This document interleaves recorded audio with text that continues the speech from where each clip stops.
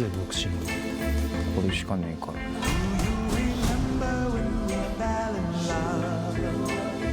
源氏名っつうか、ここではモニカって名前になってる。で、その女が薬を持って逃げたってことにしようかと。何今度は？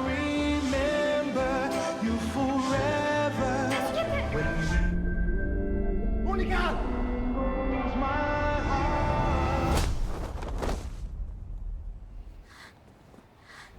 Man, that feeling when you make a review for a romantic action comedy thriller in the style of True Romance set during Christmas and then you realize it's actually not set on Christmas when you rewatch it. But hey, soon we have Valentine's Day, so I will just post the video then. First Love is the story of a young boxer, Leo, who gets some bad news. After getting knocked out, he gets to the doctor to get checked and learns that he has a brain tumor and will die soon. Without any will to live or anything left to lose, he walks through the city, only to find a woman scared and running away from a man. Without thinking, he just punches the man out cold and decides to protect the woman. Unfortunately, the woman is, unbeknownst to her, involved in a deadly and complicated plot. The man that was punched out is a corrupt cop who is in cahoots with a yakuza who stole a bunch of meth, and they tried to blame the scared woman, Yuri, and her pimps. Yuri was sold by her piece of shit father, who also sexually abused her, to the pimps to pay off his debt. And she has become a drug addict who sees hallucinations of her father when she comes down from her high. Things just get worse when there is a gang war starting between the yakuza and the triads.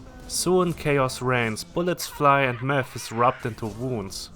Sounds like a bloody good time. Takashi Miike is one of the craziest people who ever walked the earth, and he's one of the craziest directors ever as well. And while First Love would probably be a standout movie for other directors in regards to how crazy it gets, this is basically restrained by Miike's standards.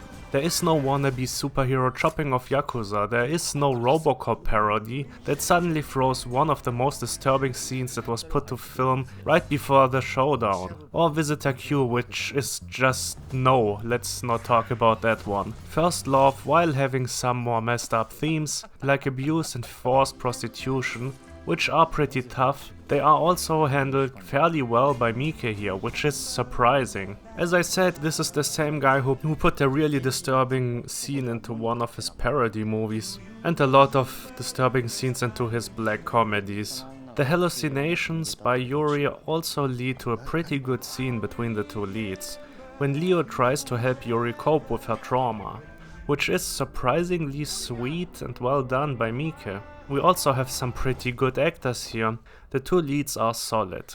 Nao Omori, who was Ichi in Ichi the Killer, did also a pretty good job as a corrupt cop here. And there are more standout performances as well.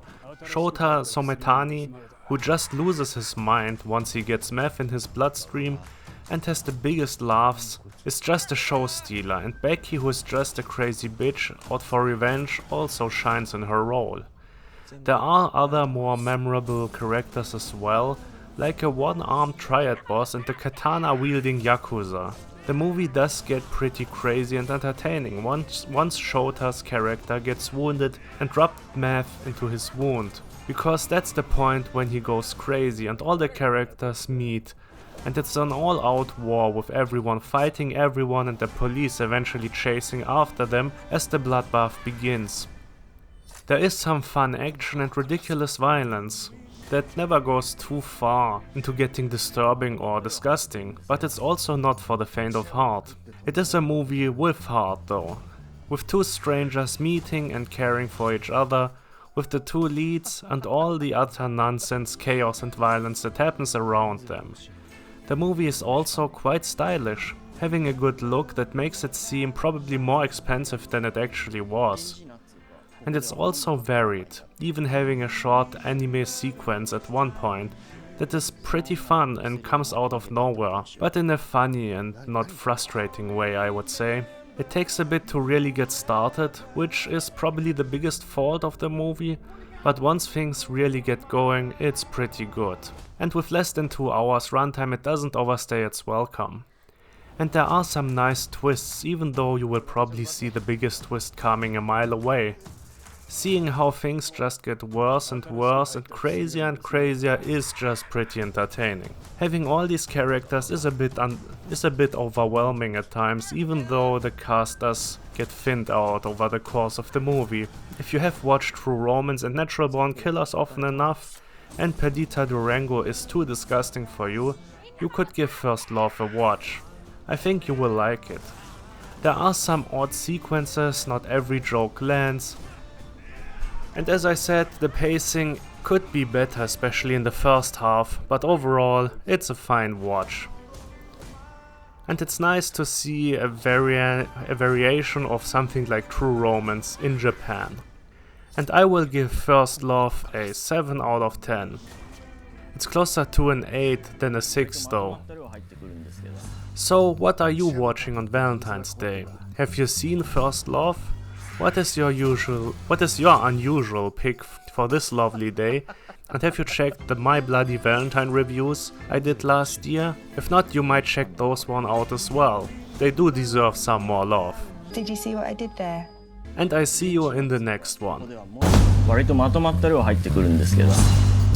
シャブパクってトンズラここってか。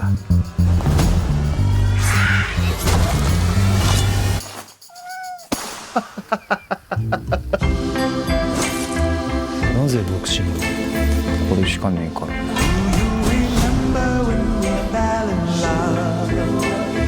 源氏名っつうか、ここではモニカって名前になってる。で、その女が薬を持って逃げたってことにしようかと。何今度は。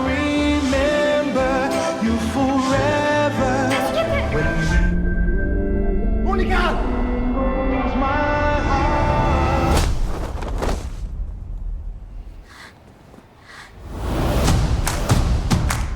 俺の手帳奪って。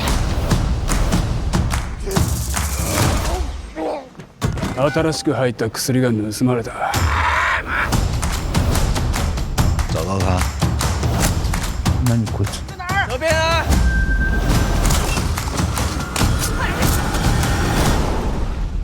全部バレたわ。みんなもぶっからって。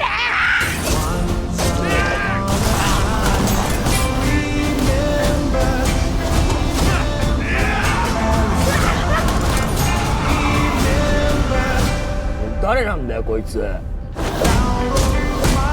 ただのボクサー。